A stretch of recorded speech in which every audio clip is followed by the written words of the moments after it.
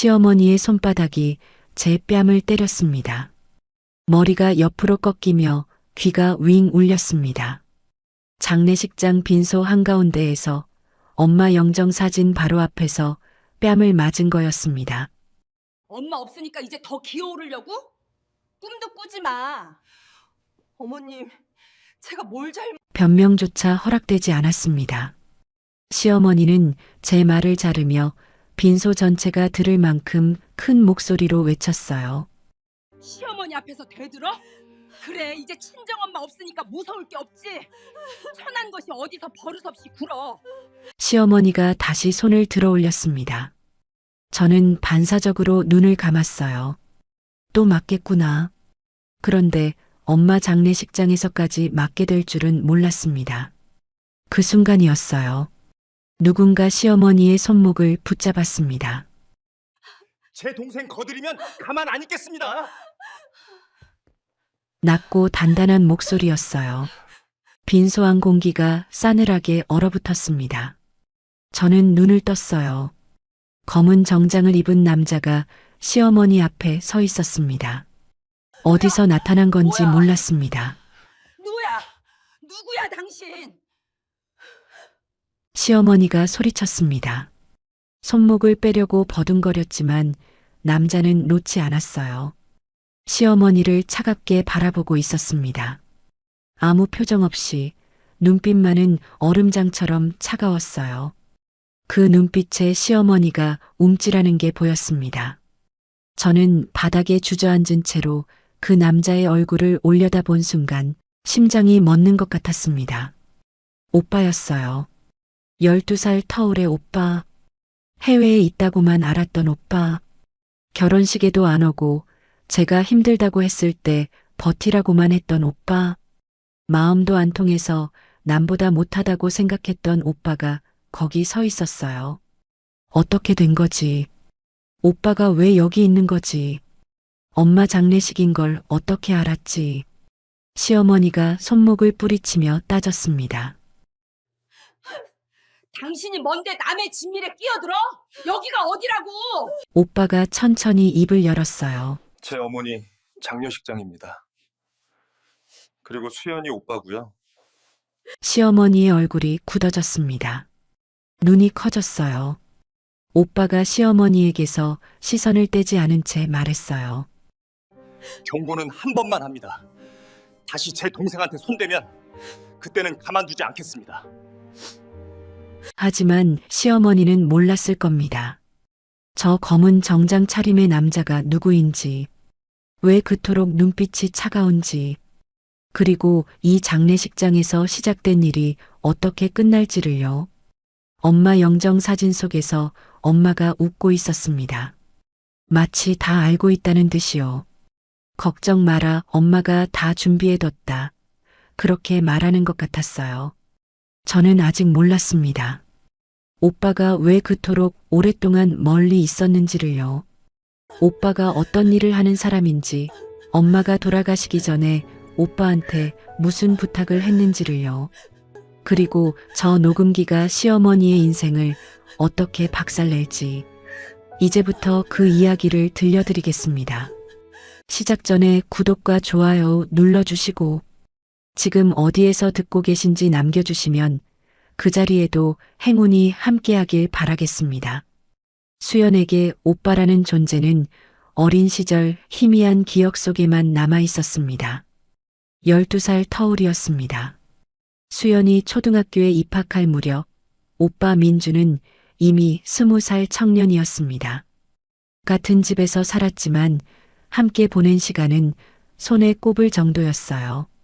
아침에 눈을 뜨면 오빠는 이미 학교에 가고 없었고 저녁에 잠자리에 들 때쯤에야 현관문이 열리는 소리가 들렸습니다. 수연이 기억하는 오빠의 모습이라곤 새벽같이 나가는 뒷모습과 밤늦게 돌아와 방문을 닫는 그림자뿐이었습니다. 어린 수연에게 오빠는 명절 때나 잠깐 얼굴을 비추는 먼 친척 같은 사람이었습니다. 설날이나 추석에 온 가족이 모여 앉아도 오빠는 늘 구석에서 책을 읽거나 혼자 무언가를 생각하는 표정이었습니다. 수연이 다가가 말을 걸면 짧게 대답하고는 다시 자기 세계로 돌아갔죠. 그런 오빠가 낯설었고 어린 마음에 서운하기도 했습니다. 하지만 어린아이가 할 수 있는 건 별로 없었습니다. 오빠가 20살이 되던 해 갑자기 유학을 떠났습니다. 미국으로 간다는 말을 들었을 때 8살 수연은 미국이 어디인지도 몰랐습니다. 그저 비행기를 타고 아주 먼 곳으로 간다는 것만 알았어요. 공항에서 오빠의 등이 점점 작아지는 걸 바라보면서도 수연은 별다른 감정을 느끼지 못했습니다. 원래부터 없는 사람처럼 살았으니까요. 엄마가 눈물을 훔치는 걸 보면서도 수연은 왜 우는지 이해하기 어려웠습니다. 그때부터 수연은 사실상 외동딸이나 다름없었습니다. 엄마와 단둘이 사는 생활이 시작되었습니다. 아버지는 수연이 5살 때 교통사고로 세상을 떠났습니다. 비 오는 날 퇴근길에 트럭과 부딪혔다고 했습니다. 수연은 아버지 얼굴도 거의 기억나지 않았어요. 그래서 수연의 어린 시절 기억 속에는 온통 엄마뿐이었습니다. 아침마다 머리를 따아주던 엄마의 손이 떠올랐습니다. 투박하고 거친 손이었지만 머리카락을 다루는 솜씨는 부드러웠습니다. 학교 앞까지 데려다주며 조심히 다녀오라고 손 흔들던 엄마의 뒷모습도 생생했죠. 열이 나면 밤새 이마에 물수건을 올려주던 엄마의 걱정스러운 눈빛. 수연의 세상은 엄마로 시작해서 엄마로 끝났습니다. 오빠에게서 연락이 오는 건 1년에 2~3번 정도였습니다. 명절 때 짧은 국제전화가 전부였어요. 전화기 너머로 들리는 오빠 목소리는 늘 바쁜 듯했고 대화는 오래 이어지지 않았습니다. 안부를 묻고 건강하냐고 물으면 끝이었습니다. 수연에게 바꿔달라는 말도 없었고 수연도 굳이 오빠와 통화하고 싶다고 하지 않았습니다. 서로에게 할 말이 없었습니다. 같은 피를 나눈 남매였지만 마음의 거리는 태평양보다 더 멀었습니다. 세월이 흘러 수연도 어른이 되었습니다. 대학을 졸업하고 중견기업에 취직했습니다. 영업지원팀에서 일하며 하루하루를 바쁘게 보냈어요. 야근도 많았고 상사에게 혼나는 날도 있었지만 그래도 버틸 수 있었습니다. 무엇보다 엄마 걱정을 덜어드릴 수 있다는 게 기뻤습니다. 첫 월급을 받던 날 수연은 퇴근길에 백화점에 들렀습니다. 평소 엄마가 갖고 싶어 하던 스카프를 샀어요. 집에 돌아와 엄마에게 선물 상자를 내밀며 활짝 웃었습니다. 엄마, 이제 내가 벌잖아. 이거 엄마 주려고 샀어. 엄마는 상자를 열어보더니 눈시울을 붉혔습니다. 스카프를 꺼내 손으로 쓸어보면서 한참 말을 잇지 못했어요. 딸이 다 컸구나 하는 표정이었습니다. 그 순간 수연은 생각했습니다. 내 곁에는 엄마밖에 없고 엄마 곁에도 나밖에 없구나. 오빠는 어디선가 자기 인생을 살고 있겠지만 우리 가족은 엄마와 나 둘뿐이라고요. 27살이 되던 해 수연은 선을 보게 되었습니다. 회사 부장님 소개였습니다. 상대는 중소기업 사장의 아들로 같은 회사에서 일하고 있었어요. 처음에는 별 기대 없이 나갔습니다. 그런데 막상 만나보니 괜찮은 사람이었습니다. 그는 수연의 말을 끝까지 들어주었습니다. 웃는 모습도 자연스러웠고 대화가 끊기지 않았습니다. 몇 번 더 만나면서 서로에게 호감을 느꼈고 반년쯤 지났을 때 결혼 이야기가 오가기 시작했습니다. 그때 수연은 오빠에게 연락을 했습니다. 정말 오랜만이었어요. 손가락이 떨렸습니다. 국제전화 번호를 누르는데 심장이 두근거렸습니다. 신호음이 몇 번 울리고 나서야 전화가 연결되었습니다. 오빠, 나 수연이야. 나 결혼할 것 같아. 전화기 너머로 잠깐 침묵이 흘렀습니다. 그리고 오빠의 담담한 목소리가 들려왔습니다. 그래, 축하한다. 잘 살아. 그게 전부였습니다. 상대가 누구인지 어떤 사람인지 묻지 않았어요. 결혼식에 오겠다는 말도 없었습니다. 수연은 전화를 끊고 한참을 멍하니 앉아 있었습니다. 예상했던 반응이었지만 그래도 마음 한구석이 허전했습니다. 내 인생에서 가장 큰 일인데 오빠한테는 아무것도 아닌 모양이구나. 결혼식 날 오빠는 오지 않았습니다. 바쁘다며 축의금만 보내왔어요. 봉투 안에는 짧은 메모가 들어 있었습니다. 행복하게 살아라. 단 한 줄이었습니다. 엄마는 아무 말 없이 그 봉투를 받았지만 표정이 좋지 않았습니다. 수연도 실망했지만 티를 내지 않았습니다. 어차피 기대하지 않았으니까요. 결혼 후 시댁 생활이 시작되면서 수연은 조금씩 숨이 막히기 시작했습니다. 시어머니의 잔소리는 날이 갈수록 심해졌어요. 아침밥 반찬이 짜다, 빨래 넣을 때 옷이 구겨졌다, 청소가 깨끗하지 않다. 하루가 멀다 하고 지적이 이어졌습니다. 가장 괴로웠던 건 아이 문제였습니다. 결혼하고 반년도 안 돼서 시어머니가 물었습니다. 아이 소식은 없느냐고요. 그 뒤로 거의 매일같이 같은 말을 들어야 했습니다. 수연은 남편에게 하소연해 봤습니다. 제발 시어머니한테 한마디만 해달라고요. 하지만 돌아오는 대답은 늘 같았습니다. 엄마가 원래 그래. 조금만 참아. 참고 또 참았습니다. 하지만 나아지지 않았어요. 오히려 더 심해지기만 했습니다. 그러던 어느 날 수연은 오빠에게 전화를 걸었습니다. 정말 오랜만이었습니다. 힘들다고, 시댁에서 너무 힘들다고 말하고 싶었어요. 그래도 피 붙이니까 내 편이 되어주지 않을까 하는 작은 기대가 있었습니다. 전화가 연결되자 수연은 떨리는 목소리로 입을 열었습니다. 오빠, 나 요즘 너무 힘들어. 시댁에서. 말을 채 끝내기도 전에 오빠가 말을 잘랐습니다. 수연아, 결혼은 내가 선택한 거잖아. 버티는 것도 내 몫이야. 그 한마디에 수연은 할 말을 잃었습니다. 전화기를 든 채로 한참을 멍하니 서 있었어요. 눈에서 눈물이 주르륵 흘러내렸습니다. 내 편은 아무도 없구나. 세상에서 유일한 피부치인 오빠마저 나를 외면하는구나. 그 뒤로 수연은 오빠에게 연락하지 않았습니다. 시댁 문제도 임신 소식도 아무것도 말하지 않았습니다. 말해봤자 소용없다는 걸 알았으니까요. 오빠는 자기 세계에서 자기 삶을 살고 있었고 수연의 고통에는 관심이 없었습니다. 시댁 식구들도 오빠 존재를 까맣게 잊고 있었습니다. 상견례 때 수연이 분명히 말하긴 했어요. 오빠가 한 명 있다고요. 하지만 그게 전부였습니다. 오빠는 20살 때 해외로 나가서 거의 20년째 외국에서 살고 있었거든요. 한국에 들어오는 것도 몇 년에 한 번이었어요. 결혼식에도 오지 않았고 명절에 얼굴을 비춘 적도 없었습니다. 시어머니 입장에서는 들은 적은 있지만 본 적 없는 사람이었어요. 남편 동혁도 마찬가지였습니다. 처형인지 처남인지 있다는 말은 들었던 것 같은데 한 번도 만난 적이 없으니 기억에 남아있을 리가 없었죠. 수연도 오빠 얘기를 거의 안 했어요.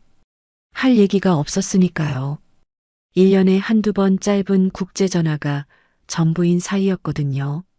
그러니까 시댁 식구들한테 오빠는 없는 사람이나 마찬가지였습니다. 이름도 기억 못하고 뭐라는 사람인지도 모르고 얼굴은 당연히 모르죠. 수연네 친정은 그냥 엄마 혼자 있는 집이라고 생각했어요. 오빠가 있다는 사실 자체가 머릿속에서 지워진 거였습니다. 수연은 혼자였습니다. 엄마만이 유일한 버팀목이었습니다. 힘들 때마다 엄마에게 전화했어요. 엄마는 늘 수연의 편이었습니다. 위로해주고 격려해주고 가끔은 함께 울어주기도 했습니다. 하지만 엄마도 나이가 들어가고 있었어요. 언제까지 엄마에게 기댈 수는 없었습니다. 그렇게 시간이 흘렀습니다. 수연은 시댁에서 버텼고, 엄마는 수연을 걱정했고, 오빠는 여전히 머나먼 곳에서 자기 삶을 살았습니다. 하지만 수연은 몰랐습니다. 오빠가 왜 그토록 냉담했는지를요. 오빠가 어떤 일을 하는 사람인지를요. 그리고 가장 어둡고 절망적인 순간에 오빠가 어떤 모습으로 나타날지를요. 수연이 처음 시댁을 방문했던 날을 아직도 기억합니다. 서울 외곽의 고급 주택가였습니다. 대문을 지나 현관까지 이어지는 길 양옆으로 잘 다듬어진 정원이 펼쳐져 있었어요. 잔디는 골프장처럼 반듯했고 계절마다 다른 꽃이 피도록 설계된 화단이 있었습니다. 집 안으로 들어서자 높은 천장과 대리석 바닥이 눈에 들어왔습니다. 거실 한쪽 벽면을 가득 채운 대형 그림, 수입 가구들, 은은하게 퍼지는 고급 방향제 냄새까지. 수연은 숨이 막히는 것 같았습니다. 이런 집에서 살게 되는 건가? 기대보다는 두려움이 앞섰습니다. 상견례는 시댁 근처의 한정식 집에서 열렸습니다. 방 하나를 통째로 빌린 자리였어요. 수연은 엄마와 함께 먼저 도착해서 기다렸습니다. 엄마는 이 자리를 위해 새로 맞춘 한복을 입고 있었습니다. 수수하지만 단정한 차림이었죠. 수연은 엄마의 손을 슬쩍 잡았습니다. 손이 차가웠어요. 엄마도 긴장하고 있었습니다. 잠시 후 문이 열리고 시댁 식구들이 들어왔습니다. 시어머니가 가장 먼저 눈에 들어왔습니다. 50대 후반쯤으로 보이는 여자였어요. 머리는 단정하게 올렸고 목에는 진주 목걸이가 걸려 있었습니다. 얼굴에는 미소를 띠고 있었지만 눈빛은 차가웠습니다. 수연과 엄마를 훑어보는 시선이 느껴졌어요. 마치 물건을 살펴보듯이요. 시아버지는 과묵한 인상이었습니다. 인사를 나누고는 거의 말이 없었어요. 남편이 될 사람, 그러니까 동혁 씨는 부모님 옆에 앉아 어색하게 웃고 있었습니다. 음식이 나오고 대화가 시작되었습니다. 시어머니가 먼저 입을 열었어요. 그래, 수연 씨 어머니는 뭘 하시나요? 엄마가 조심스럽게 대답했습니다. 저는 작은 가게를 하나 운영하고 있습니다. 동네에서 조그맣게요. 시어머니의 입꼬리가 살짝 올라갔습니다. 아이고, 그러셨구나. 고생 많으셨겠네요. 혼자서 딸을 키우시느라. 말은 공손했지만 그 안에 담긴 뉘앙스는 달랐습니다. 고생 많으셨겠네요. 그 한마디에 은근한 우월감이 묻어 있었어요. 당신은 힘들게 살았고 우리는 그렇지 않다는 뜻이었습니다. 수연의 손이 테이블 밑에서 주먹을 쥐었습니다. 엄마는 아무 말 없이 고개를 숙였습니다. 수연은 엄마의 표정을 살폈어요. 얼굴이 조금 굳어 있었지만 티를 내지 않으려 애쓰는 게 보였습니다. 시어머니가 말을 이었습니다. 우리 동혁이가 착해서 그래요. 조건 같은 거 안 따지고 사람만 보고 결혼하겠다고 하더라고요. 그 말에 수연은 얼굴이 화끈거렸습니다. 조건을 안 따진다는 건 곧 수연 쪽 조건이 부족하다는 뜻이었으니까요. 대놓고 무시하는 건 아니었지만 한마디 한마디가 가시처럼 박혔습니다. 남편이 될 동혁은 옆에서 아무 말도 하지 않았습니다. 수연은 그를 바라봤어요. 제발 한마디만 해달라고 눈으로 호소했습니다. 하지만 동혁은 시선을 피했습니다. 젓가락만 만지작거리며 고개를 숙이고 있었죠. 어머니 앞에서는 꼼짝도 못하는 모습이었습니다. 그날 상견례가 끝나고 집으로 돌아오는 길, 엄마는 한참 동안 말이 없었습니다. 수연이 먼저 입을 열었어요. 엄마, 괜찮아? 엄마는 창밖을 바라보며 대답했습니다. 괜찮아. 그냥 내가 행복하면 돼. 그 목소리가 떨리고 있었습니다. 수연은 가슴이 아팠어요. 엄마가 그 자리에서 얼마나 불편했을지, 얼마나 작아지는 기분이었을지 알 것 같았습니다. 하지만 수연은 결혼을 포기하지 않았습니다. 동혁이라는 사람 자체는 나쁘지 않았으니까요. 시어머니만 빼면요. 결혼하고 나면 나아지겠지 라고 생각했습니다. 시간이 지나면 시어머니도 수연을 인정해 줄 거라고요. 결혼 준비가 진행되면서 시댁의 경제 구조가 조금씩 보이기 시작했습니다. 겉으로 보기에 시댁은 부유해 보였습니다. 큰 집, 좋은 차, 비싼 옷. 하지만 속을 들여다보니 조금 달랐어요. 시아버지는 은퇴한 지 오래였고 별다른 수입이 없었습니다. 집과 재산 대부분은 시어머니 명의였습니다. 시어머니의 친정에서 물려받은 재산이었죠. 남편 동혁은 작은 무역회사를 운영하고 있었습니다. 하지만 그 회사의 초기 자본금도 시어머니에게서 빌린 돈이었어요. 빌렸다고는 하지만 사실상 갚을 계획 같은 건 없었습니다. 시어머니가 아들에게 돈을 쥐어주고 그 돈으로 회사를 운영하게 한 거였죠. 문제는 그 돈이 동혁의 목을 조이는 줄이 되었다는 겁니다. 시어머니는 그 사실을 무기처럼 사용했어요. 아들이 마음에 안 드는 행동을 하면 은근슬쩍 돈 이야기를 꺼냈습니다. 동혁아, 회사 자금은 충분하니? 필요하면 말해. 그 말은 친절한 제안이 아니었습니다. 내가 내 돈으로 먹고 산다는 걸 잊지 마라 라는 경고였어요. 동혁은 그 말을 들을 때마다 움츠러들었습니다. 어머니에게 무슨 말도 못하고 고개만 숙였죠. 수연은 결혼 전부터 그 관계가 불안했습니다.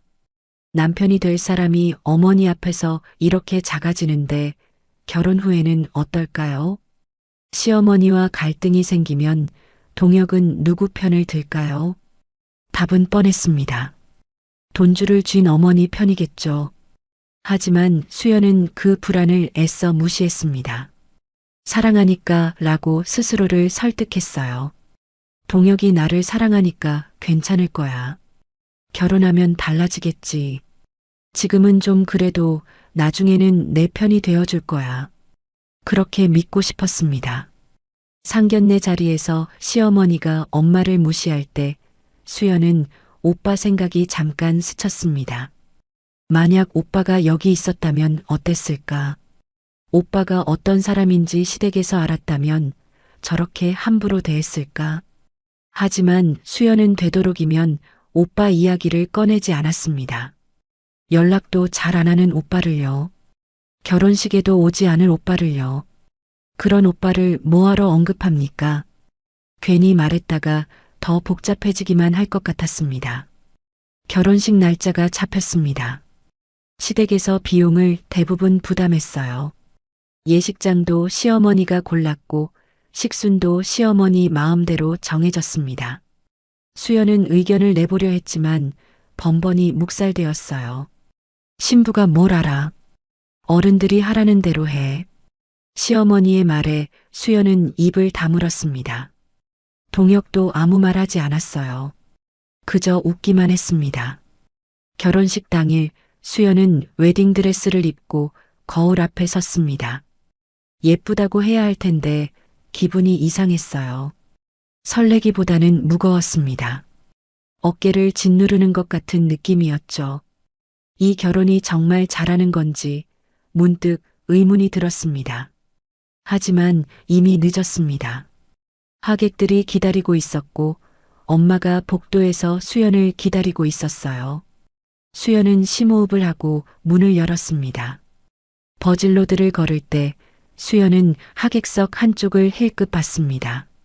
시댁 쪽 하객은 많았습니다. 사업 관계자들, 친척들, 시어머니의 지인들까지. 반면 신부 쪽 하객은 적었어요.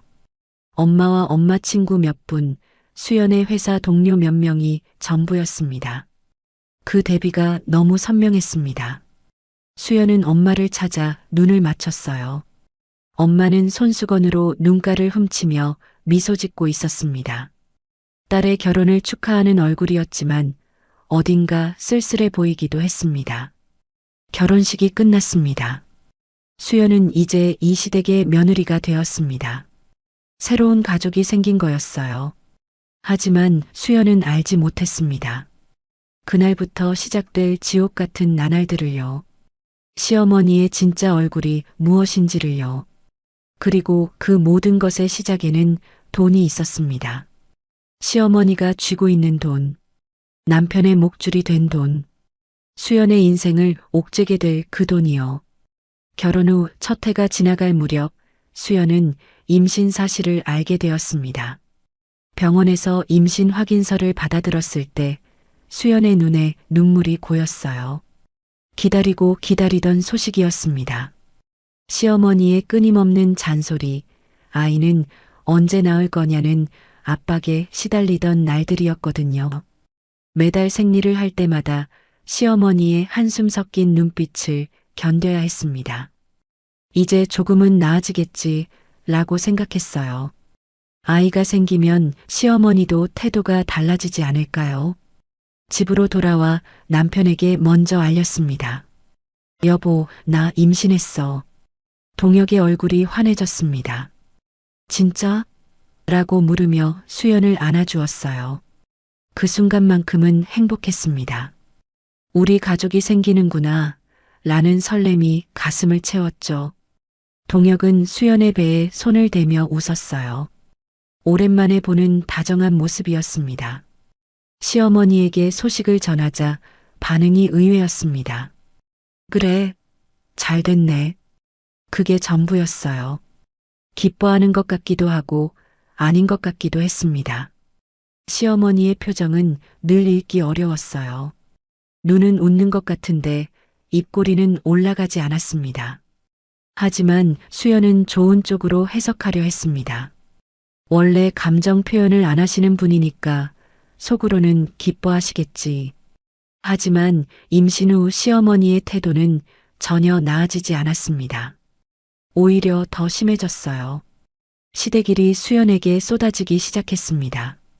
제사 준비, 명절 음식, 시댁 손님 접대까지 임신한 몸으로 감당하기 힘든 일들이었습니다.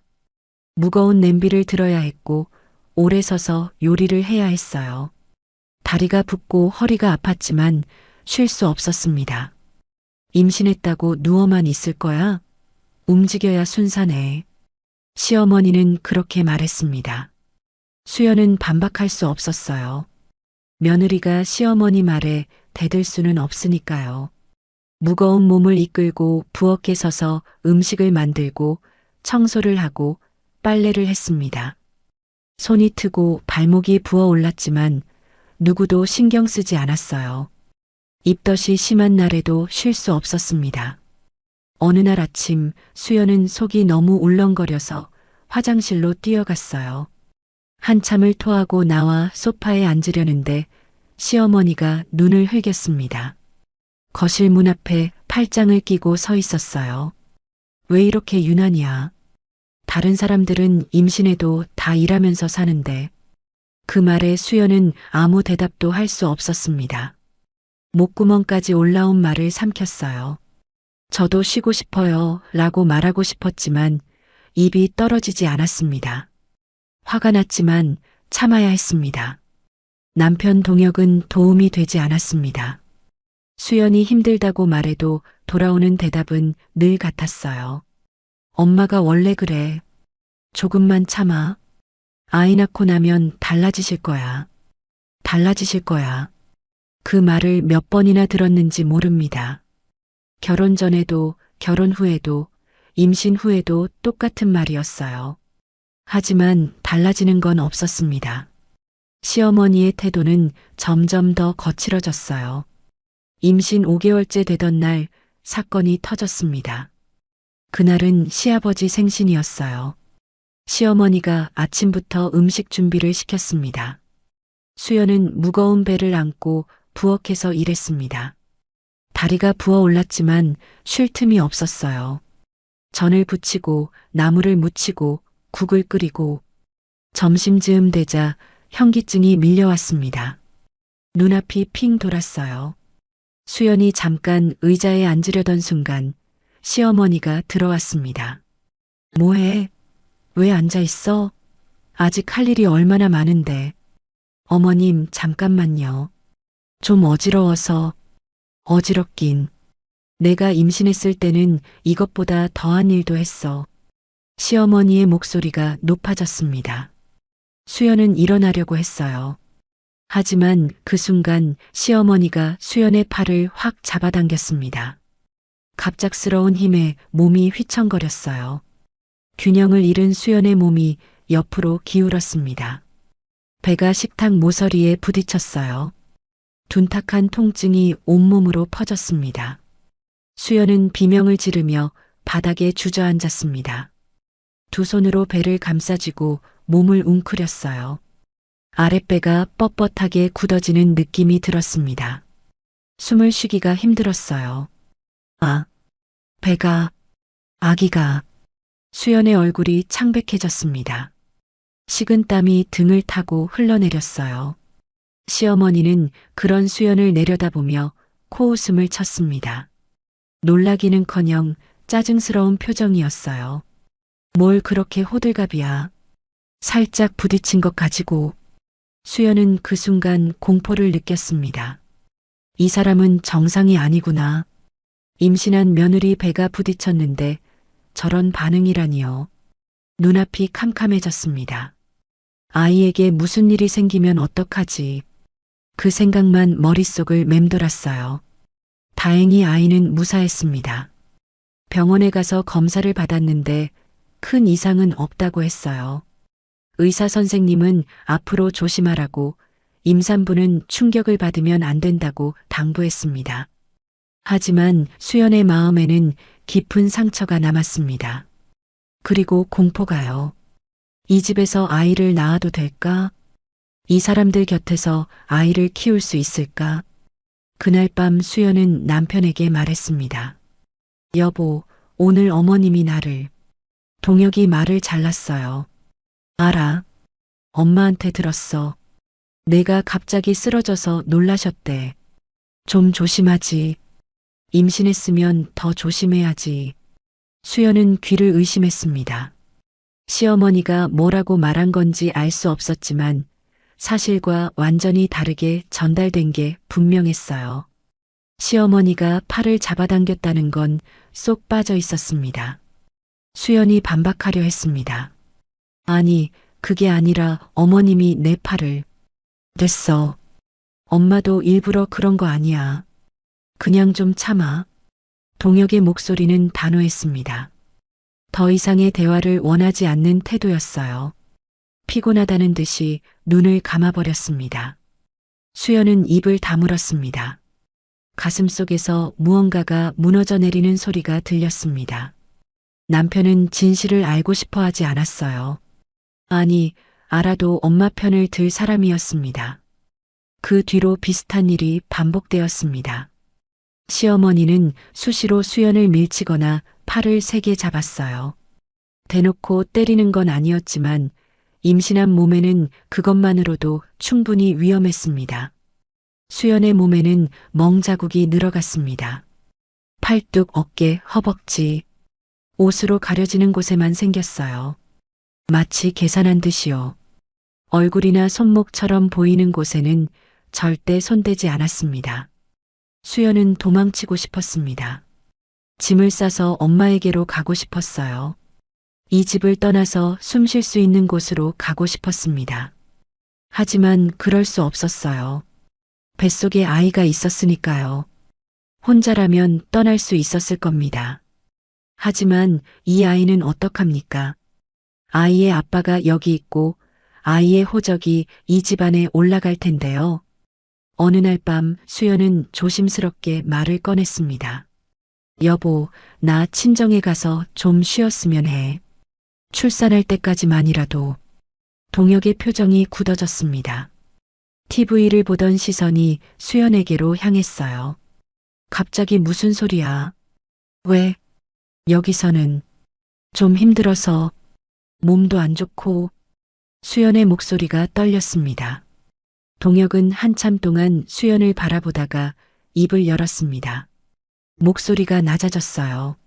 수연아, 내가 지금 나가면 말이야. 동혁이 몸을 앞으로 기울였습니다. 나도 어떻게 될지 몰라. 회사도 그렇고 엄마가 가만 안 계실 거야. 내가 나가면 엄마가 나한테 뭐라고 하겠어. 동혁의 눈빛이 차가웠습니다. 그리고 동혁이 수연의 배를 힐끗 봤습니다. 애도 마찬가지야. 내가 나가면 나는 너랑 이해를 도와줄 수 없어. 알아서 해야 할 거야. 수연의 등골이 서늘해졌습니다. 그게 협박이라는 걸 알았어요. 나가면 너 혼자야. 아이도 포기해야 할 거야. 그런 뜻이었습니다. 남편이 아내에게 할 수 있는 말이 아니었습니다. 사랑한다고 했던 사람이, 평생 함께하자고 했던 사람이 이런 말을 하다니요. 수연은 갇혀버렸습니다. 떠날 수도 없고 버틸 수도 없는 상황이었어요. 매일 밤 베개에 얼굴을 묻고 소리 없이 울었습니다. 아무도 모르게요. 뱃속 아이만 생각했어요. 이 아이를 위해서 버텨야 한다고요. 조금만 더 참으면 된다고요. 아이가 태어나면 뭔가 달라지지 않을까요? 하지만 그 참음에는 끝이 보이지 않았습니다. 출산이 가까워지면서 수연의 몸과 마음은 한계에 다다랐습니다. 매일 아침 눈을 뜨는 것조차 힘들었어요. 배는 점점 불러왔고 몸은 무거워졌습니다. 발목은 퉁퉁 부어서 신발이 들어가지 않았고 허리는 쑤시고 아팠습니다. 밤에는 다리에 쥐가 나서 잠을 설쳤어요. 하지만 시어머니의 요구는 줄어들지 않았습니다. 오히려 더 많아졌어요. 마치 출산 전에 최대한 부려먹으려는 것 같았습니다. 임신했다고 특별 대우 받을 생각하지 마. 나도 임신했을 때 다 했어. 시어머니는 입버릇처럼 그렇게 말했습니다. 수연은 대꾸할 수 없었어요. 대꾸하면 더 큰 소리가 돌아올 테니까요. 어느 날 오후 시어머니가 또 소리를 질렀습니다. 이번에는 빨래 때문이었어요. 시아버지 와이셔츠에 주름이 갔다는 이유였습니다. 수연이 아침에 다림질을 했는데 옷걸이에 걸어두는 사이에 주름이 생긴 거였어요. 사소한 일이었습니다. 다시 다리면 되는 일이었어요. 이것도 제대로 못해? 밥값도 못하는 년이. 시어머니의 얼굴이 일그러져 있었습니다. 눈이 가늘어지고 입술이 실룩거렸어요. 수연은 고개를 숙였습니다. 죄송해요, 어머님. 다시 다릴게요. 다시 다리면 뭐해? 이미 구겨졌는데. 넌 뭘 해도 안 돼. 시어머니의 손이 수연의 뺨 가까이 휙 지나갔습니다. 따기까지는 아니었지만 얼굴 바로 앞에서 바람이 느껴졌어요. 수연은 반사적으로 눈을 감았습니다.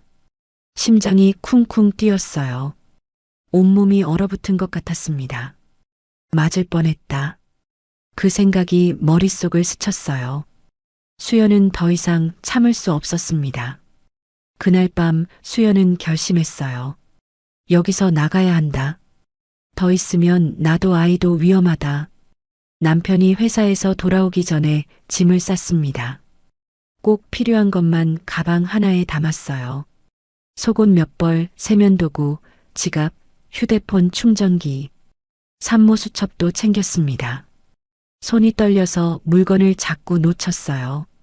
심장이 터질 것처럼 뛰었습니다. 들키면 어떡하지? 그 생각만 머릿속을 맴돌았어요. 현관문을 열고 나서는 순간 다리가 후들거렸습니다. 복도가 길게 느껴졌어요. 평소에는 몇 걸음이면 되는 거리가 끝없이 이어지는 것 같았습니다. 엘리베이터 버튼을 누르는데 손가락이 떨렸어요. 뒤에서 누가 쫓아올 것만 같았습니다. 시어머니가 문을 열고 나오면 어쩌지? 남편이 일찍 퇴근하면 어쩌지? 온갖 걱정이 머릿속을 채웠어요. 하지만 뒤돌아보지 않았습니다. 엘리베이터가 도착하자 재빨리 올라탔어요. 문이 닫히는 순간 간신히 숨을 내쉬었습니다. 거울에 비친 자신의 얼굴이 창백했어요. 눈 밑에 다크서클이 짙게 내려앉아 있었습니다. 이게 나인가? 3년 전만 해도 이렇지 않았는데 택시를 잡아타고 엄마에게로 향했습니다. 서울에서 1시간 거리에 엄마의 작은 아파트가 있었습니다. 수연이 어린 시절부터 살았던 집이었어요. 좁지만 따뜻한 집, 엄마와 단둘이 살던 그 집. 택시 안에서 수연은 창밖을 바라보며 눈물을 흘렸습니다. 지나가는 가로등 불빛이 흐릿하게 보였어요. 드디어 벗어났다. 라는 안도감과 앞으로 어떻게 해야 하지? 라는 두려움이 동시에 밀려왔습니다. 엄마는 문을 열고 깜짝 놀랐습니다. 수연아, 이 밤에 웬일이야? 엄마의 얼굴에 걱정이 가득했어요. 수연의 모습을 보자마자 표정이 굳어졌습니다. 헝클어진 머리, 충혈된 눈, 울다 지친 얼굴, 그리고 불룩 튀어나온 만삭의 배. 엄마는 아무 말 없이 수연을 안으로 들였어요. 뭐라고 물어보지 않았습니다. 지금은 질문할 때가 아니라는 걸 아는 것 같았어요. 수연은 대답 대신 엄마의 품에 안겨 울었습니다. 말이 나오지 않았어요. 그저 엄마의 어깨에 얼굴을 묻고 한참을 흐느꼈습니다. 몸이 떨렸어요. 3년간 쌓였던 서러움이 한꺼번에 터져 나오는 것 같았습니다. 엄마의 어깨가 젖어갔지만 엄마는 아무 말 없이 딸의 등을 쓸어주었어요. 거칠고 투박한 손이었지만 그 손길이 세상에서 가장 따뜻했습니다. 울어. 실컷 울어. 엄마가 여기 있어. 엄마의 목소리가 귀에 들렸어요. 그 말에 수연은 더 크게 울었습니다. 한참이 지나서야 수연은 입을 열었습니다. 옷을 걷어올려 멍 자국을 보여줬어요. 팔뚝에 시퍼런 자국, 어깨에 남은 손자국 모양의 멍, 허벅지에 노랗게 변해가는 오래된 멍. 새로 생긴 것도 있었고 오래된 것도 있었습니다. 층층이 쌓인 멍 자국이었어요. 엄마의 얼굴이 하얗게 질렸습니다. 손으로 입을 가렸어요. 눈에 눈물이 그렁그렁 맺혔습니다. 이게 뭐니? 누가 이랬어? 시어머니가요. 수연의 목소리는 가늘게 떨렸습니다. 엄마의 눈에서 눈물이 흘러내렸어요. 주름진 손으로 딸의 멍자국을 어루만지며 한참을 말하지 못했습니다. 입술이 파르르 떨렸어요. 왜 진작 말 안 했어? 왜 혼자 참았어? 말해도 소용없을 것 같아서요. 남편도 시어머니 편이에요. 아무도 제 말을 안 믿어요. 내가 예민한 거래요. 내가 유난 떠는 거래요. 수연이 그동안 겪은 일들을 털어놓았습니다. 시어머니의 구박, 폭력, 남편의 무관심과 협박. 임신한 몸으로 집안일에 시달린 것, 배가 식탁 모서리에 부딪힌 것, 도망치면 아이를 도와주지 않겠다던 협박. 하나하나 말할 때마다 목소리가 떨렸어요. 다 말하고 나니 속이 조금 후련해졌습니다. 하지만 동시에 막막하기도 했어요.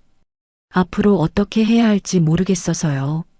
수연이 다 털어놓고 나서 한숨 돌리는데 그제야 엄마를 제대로 바라보게 되는 거예요. 울다가 정신없었는데 막상 보니까 엄마가 너무 야위어 있는 거죠. 광대뼈가 튀어나오고 눈이 움푹 들어가 있고 수연이 먼저 묻는 거예요. 엄마, 근데 왜 이렇게 말랐어? 밥 안 먹었어? 그때 엄마가 한참 침묵하며 뜸을 들이시더니 수연의 손을 잡고 얘기했습니다. 수연아, 엄마도 너한테 할 말이 있어. 엄마의 목소리가 조금 달랐습니다. 평소보다 무거웠어요. 걱정하는 목소리도 아니고 위로하는 목소리도 아니었습니다. 뭔가를 결심한 사람의 목소리 같았어요. 수연은 엄마를 바라봤습니다. 그제야 엄마의 상태가 눈에 들어왔어요. 얼굴이 유난히 야위어 보였습니다. 광대뼈가 도드라지고 눈이 움푹 들어가 있었어요.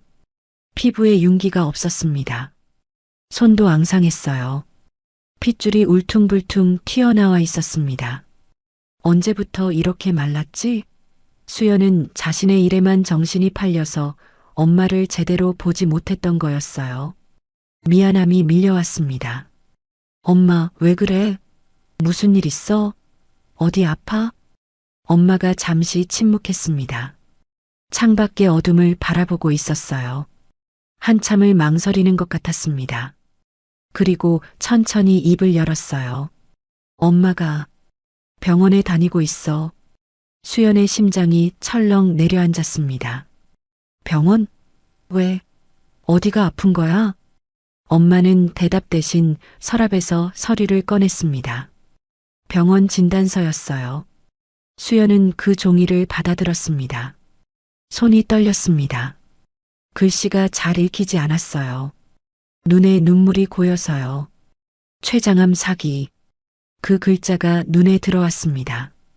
수연은 멍하니 그 글자를 바라봤습니다. 머릿속이 하얘졌어요. 사기, 말기. 그 단어들이 무슨 뜻인지 알면서도 받아들여지지 않았습니다. 글자가 춤을 추는 것 같았어요. 손에 든 종이가 바스락거렸습니다. 손이 너무 떨려서요. 엄마, 이게 무슨 소리야? 거짓말이지? 수연의 목소리가 갈라졌습니다. 엄마는 담담한 표정이었어요. 마치 이미 모든 걸 받아들인 사람처럼요. 눈빛이 고요했습니다. 3개월 전에 알았어. 속이 좀 안 좋아서 병원 갔다가 알게 됐어. 의사가 길어야 6개월이래. 6개월. 수연의 눈앞이 캄캄해졌습니다. 뱃속에서 아이가 발을 굴렀지만 느껴지지 않았어요. 머릿속에는 오직 한 가지 생각뿐이었습니다. 엄마가 죽는다고? 엄마가 없어진다고? 세상에서 유일한 내 편이 사라진다고? 왜 말 안 했어? 왜 나한테 말 안 했어? 수연이 울먹였습니다. 목소리가 높아졌어요. 엄마는 딸의 손을 꼭 잡았습니다. 내가 임신했잖아. 걱정시키고 싶지 않았어. 시댁에서도 힘든데 엄마 걱정까지 하면 어떡해. 스트레스 받으면 아이한테 안 좋잖아. 그래도 말했어야지. 엄마 혼자 어떡해. 수연은 말을 잇지 못했습니다. 눈물이 쏟아져 내렸어요. 엄마의 품에 얼굴을 묻고 어린아이처럼 울었습니다. 온몸이 떨렸어요. 시댁에서 받은 상처보다 엄마의 병이 더 아팠습니다. 엄마는 딸의 머리를 쓸어주며 말했습니다. 울지 마. 엄마 괜찮아. 이렇게 된 거 어쩔 수 없지. 사람은 누구나 언젠가 떠나게 돼 있어. 그래도 다행인 게 있어. 뭐가 다행이야? 뭐가? 수연이 고개를 들었습니다. 눈물로 얼룩진 얼굴이었어요. 엄마는 창밖을 바라보며 말했습니다. 이 아파트 있잖아. 대출 다 끝났어. 10년 넘게 갚았는데 작년에 드디어 다 끝났어. 내 이름으로 돌려놓으려고 했는데 일이 이렇게 됐네. 수연은 엄마를 바라봤습니다. 엄마가 무슨 말을 하려는지 알 것 같았어요. 엄마가 떠나도 이 집은 내 거야. 여기서 아이 키우면 돼. 누구 눈치 안 보고, 시댁 사람들 신경 안 쓰고, 이 집이 너한테 울타리가 될 거야. 비바람 막아줄 지붕이 될 거야. 엄마의 목소리는 담담했지만 그 안에는 모든 게 담겨 있었습니다. 평생 딸을 위해 살아온 엄마였어요. 죽음 앞에서도 딸 걱정뿐이었습니다. 자신의 남은 시간보다 딸의 앞날을 먼저 생각하는 사람이었어요.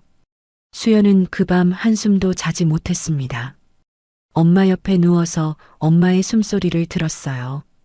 가늘고 약한 숨소리였습니다. 예전에는 이렇지 않았는데 언제부터 이렇게 약해지셨을까? 왜 몰랐을까? 자책이 밀려왔습니다. 내가 너무 내 일에만 빠져 있었구나. 엄마를 제대로 보지 못했구나. 그리고 동시에 생각했습니다. 이 아파트, 대출이 끝난 자가 아파트, 시댁에서 이 사실을 알면 어떻게 할까? 수연은 불안한 예감이 들었습니다. 시어머니라면 분명 이걸 노릴 거였어요. 그 사람은 그런 사람이니까요.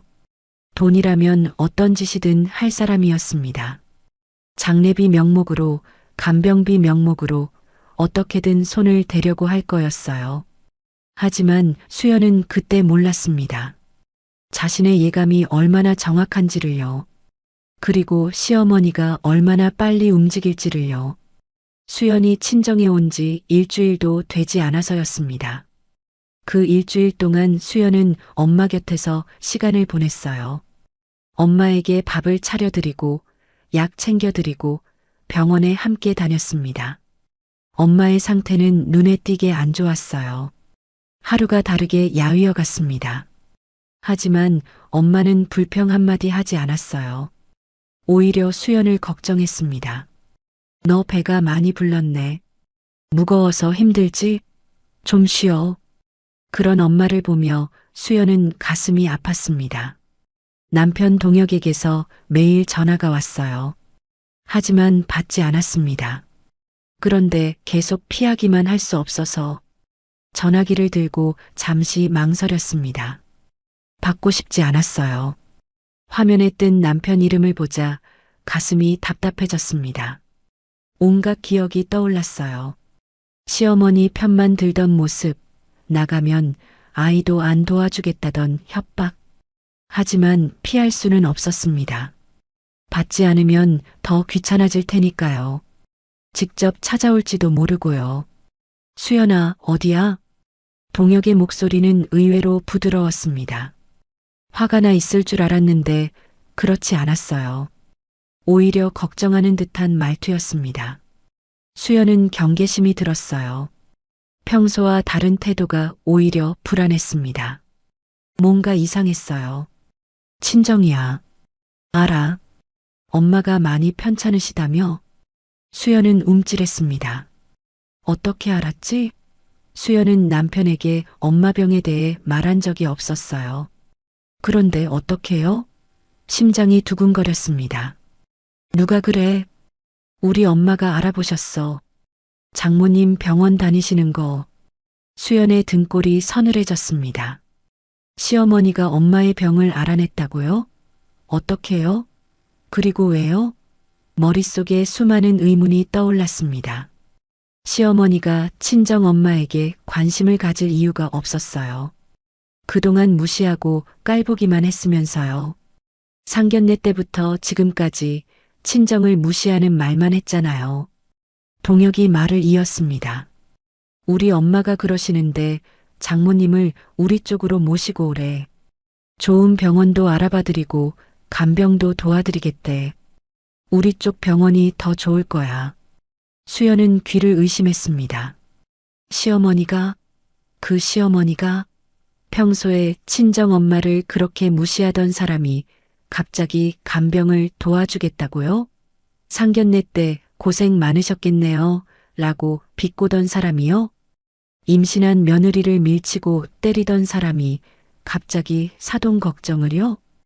왜 갑자기요? 왜긴. 그래도 사돈이잖아. 힘들 때 도와야지. 우리 엄마도 마음이 넓으신 분이야. 원래 정이 많으셔.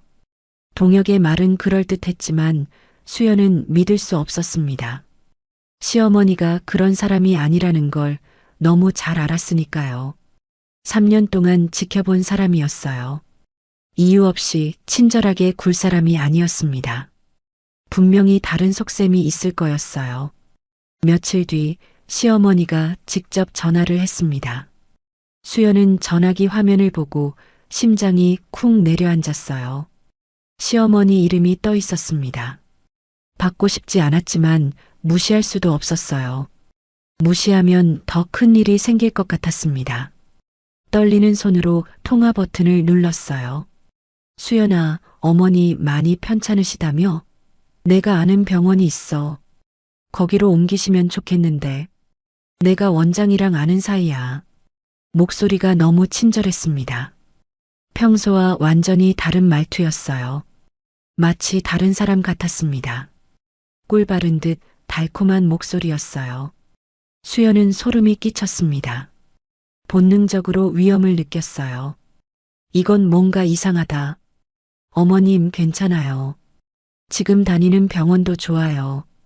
엄마도 익숙해 하시고요. 그래도 내가 알아본 곳이 더 좋아. 이리 와. 내가 다 해줄게. 간병인도 붙여드리고 병원비도 도와줄게. 시어머니의 목소리에는 거절을 허락하지 않는 힘이 있었습니다. 수연은 적당히 얼버무리고 전화를 끊었어요. 가슴이 두근거렸습니다. 불안했어요. 시어머니가 왜 갑자기 이러는 걸까요? 뭘 노리는 걸까요? 그날 밤 수연은 엄마에게 말했습니다. 엄마, 시어머니가 엄마 병원 옮기자고 해. 간병도 도와주겠대. 병원비도 도와준대. 엄마는 한참 동안 말이 없었습니다. 창밖의 어둠을 바라보고 있었어요. 생각에 잠긴 표정이었습니다. 그리고 천천히 입을 열었어요. 그 사람이 왜? 나도 모르겠어. 갑자기 그래서 이상해. 평소에는 친정 얘기만 나오면 무시하던 사람인데 수연의 목소리가 떨렸습니다. 엄마는 딸의 손을 잡았어요. 수연아, 그 사람은 이유 없이 친절하게 굴 사람이 아니야. 내가 사람 보는 눈이 있어. 그 사람 눈빛 상견례 때부터 이상했어. 뭔가 노리는 게 있을 거야. 수연도 같은 생각이었습니다. 하지만 뭘 노리는지 알 수 없었어요. 엄마한테 돈이 있는 것도 아니고 별다른 재산이 있는 것도 아닌데 수연은 고개를 갸웃거렸습니다. 며칠 뒤 수연은 알게 되었습니다. 시어머니가 주변 사람들에게 수연 엄마 이야기를 하고 다닌다는 거였어요. 동역의 친척 한 명이 수연에게 전화해서 알려줬습니다. 평소에 연락도 안 하던 사람이었어요. 명절에만 잠깐 인사하던 사이였습니다. 수연 씨, 시어머님이 장모님 병간호 하시느라 고생 많으시대요. 대단하시다. 효부시라고 하더라. 그 와중에 장모님 아파트도 정리해 드리겠다고 하셨다면서요? 사위가 집 팔아서 병원비 대 드리겠다고 했다던데. 수연의 머리가 띵해졌습니다. 아파트 정리? 엄마 아파트를요? 집을 팔겠다고요? 수연이 시어머니에게 아파트 이야기를 한 적이 없었어요. 그런데 어떻게 알고 있는 거죠? 그리고 집을 판다니요? 누가 그런 결정을 했죠? 그제야 퍼즐이 맞춰졌습니다. 시어머니의 속셈이 뭔지 알겠더라고요.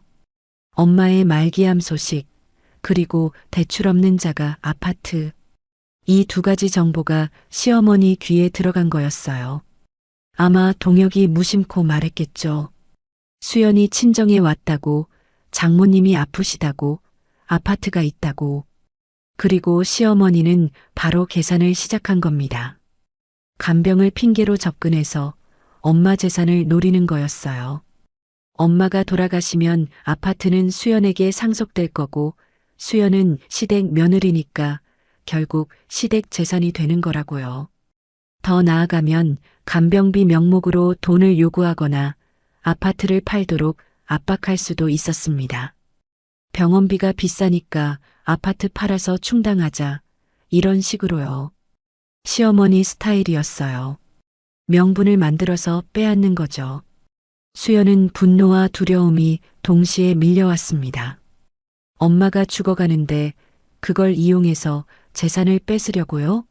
사람이 어떻게 저럴 수 있죠? 아무리 시어머니가 나쁜 사람이라고 해도 이건 너무했어요. 사람이라면 해서는 안 되는 짓이었습니다.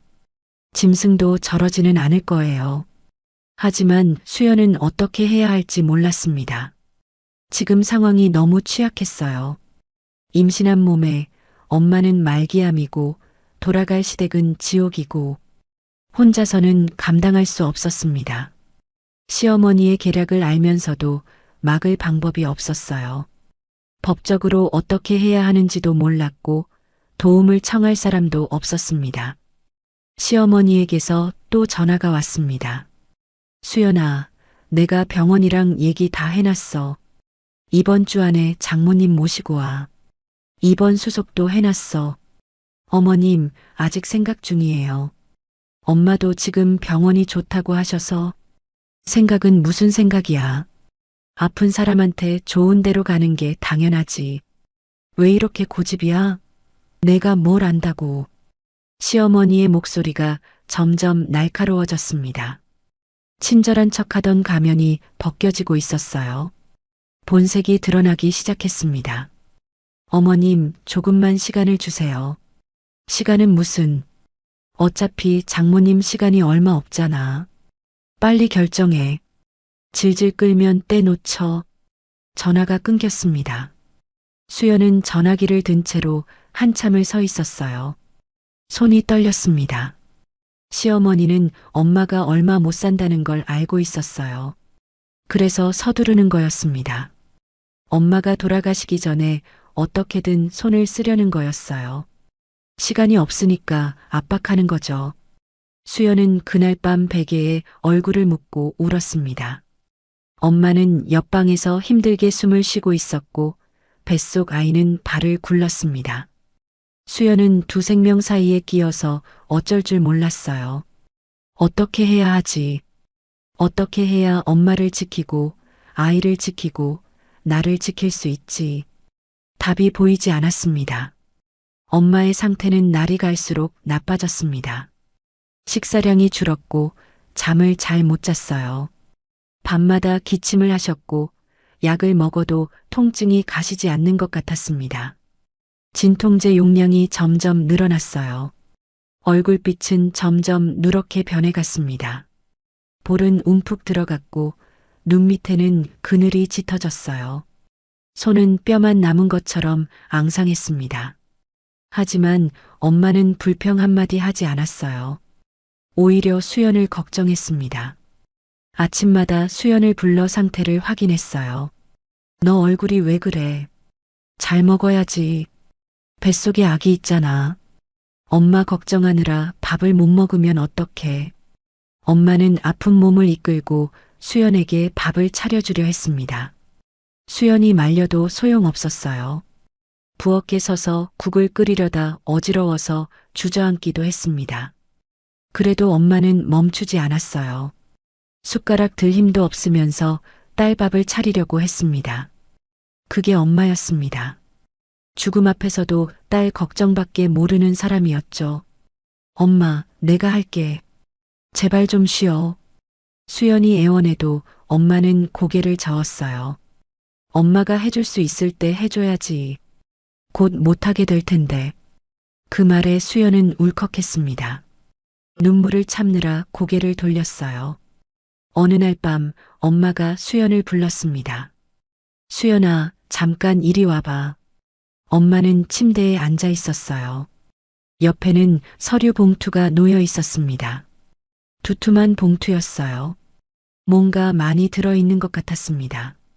수연은 엄마 옆에 앉았어요. 무슨 이야기를 하려는 건지 불안했습니다. 엄마의 표정이 평소와 달랐거든요. 뭔가 결심한 얼굴이었어요. 엄마가 정리해 둔 게 있어. 엄마가 봉투를 열었습니다. 안에는 여러 가지 서류가 들어 있었어요.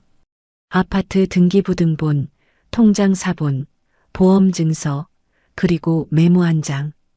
엄마의 글씨로 빼곡히 적혀 있었습니다. 글씨가 삐뚤삐뚤했어요. 손이 떨리면서 쓴 것 같았습니다. 이 아파트는 내 이름으로 바꿔놨어. 법무사 불러서 다 처리했어. 여기 서류 있으니까 잘 보관해. 수연은 말없이 서류를 받았습니다. 손이 떨렸어요. 이게 무슨 상황인지 머리로는 알았지만 마음으로는 받아들이기 어려웠습니다. 그리고 통장이 얼마 안 되지만 돈 좀 있어. 평생 모은 거야. 많지 않아. 그래도 아이 분유가 기저귀 값 정도는 될 거야. 그것도 내가 써. 엄마는 담담하게 말했습니다. 마치 장을 보러 갈 때 목록을 읽듯이요. 하지만 그 내용은 전혀 담담하지 않았습니다. 유언 같았어요. 죽기 전에 정리하는 말들이었습니다. 이 세상을 떠나기 전에 딸에게 남기는 마지막 당부요. 수연의 눈에 눈물이 고였습니다. 엄마, 그런 말 하지 마. 아직 시간 있잖아. 치료하면 나아질 수도 있어. 기적이 일어날 수도 있잖아. 시간이 얼마 없어. 엄마가 더 잘 알아. 내 몸이니까. 매일 조금씩 약해지는 게 느껴져. 엄마는 준비해야 해. 엄마의 목소리는 흔들림이 없었습니다. 이미 받아들인 사람의 목소리였어요. 두려워하지 않는 것 같았습니다. 오히려 차분했어요. 죽음을 앞둔 사람이 이렇게 담담할 수 있나? 수연은 신기했습니다. 그리고 한 가지 더. 엄마가 말을 이었습니다. 엄마가 민준이한테 연락했어. 수연은 고개를 들었습니다. 민준. 오빠 이름을 들으니 가슴이 이상하게 뛰었어요. 멀기만 했던 그 이름이 갑자기 가깝게 느껴졌습니다. 오빠한테요? 왜요? 동생 부탁하려고. 엄마의 대답은 간단했습니다. 수연은 이해할 수 없었어요. 고개를 저었습니다. 오빠가 뭘 해요? 연락도 안 되는데. 결혼식에도 안 왔잖아요. 내가 힘들다고 했을 때도 버티라고만 했어요. 그 한마디가 얼마나 상처였는지 알아요? 수연의 목소리에 원망이 섞여 있었습니다. 그동안 쌓인 서운함이 터져 나왔어요. 오빠는 늘 멀리 있었고 필요할 때 곁에 없었습니다. 그런 오빠한테 뭘 기대하겠어요? 엄마는 딸의 손을 잡았습니다. 내 오빠는 바빠서 그래. 마음만은 항상 너하고 엄마 생각해. 바빠도 그렇지. 가족한테 저럴 수가 있어요? 1년에 전화 몇 번이 전부인데. 명절에도 안 오잖아요. 수연이 따졌습니다. 엄마는 잠시 침묵했어요. 창밖을 바라보다가 천천히 말했습니다. 민준이 직업이 뭔지 알아? 수연은 고개를 저었습니다. 오빠가 뭘 하는지 정확히 몰랐어요. 그냥 해외에서 일한다고만 알고 있었습니다. 회사 다닌다고 했던 것 같기도 하고요. 검사야. 수연의 눈이 커졌습니다. 검사요? 오빠가? 응.